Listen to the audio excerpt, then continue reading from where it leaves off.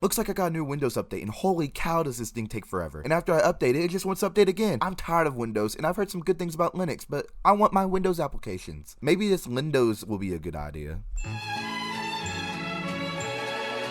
Okay, so I guess that wasn't the best idea. My computer's literally running around screaming not wanting to be murked. But that got me thinking, what are some of the worst operating systems out there? An operating system is like a translator. Imagine someone from Texas tries to talk to someone from Vietnam. They wouldn't be able to talk to each other because they don't understand each other's language. They would then get a translator who knows both languages to communicate with each other. The OS would be a translator, taking our letters and words and converting it into binary so the computer would understand. Back then, that would just be a line of code that you would have to type out, but now you can do everything by just your mouse. Now we know what an OS is. Let's get into some of the worst ones like Windows.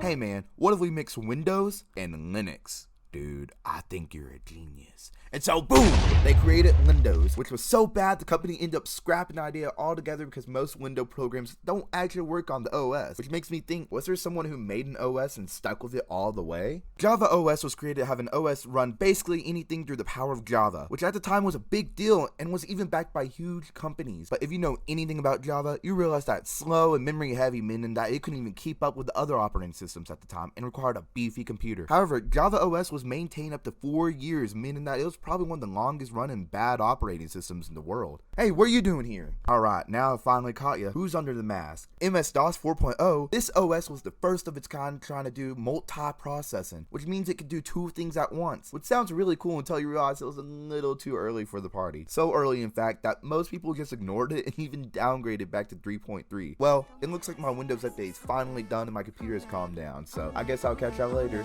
Bye!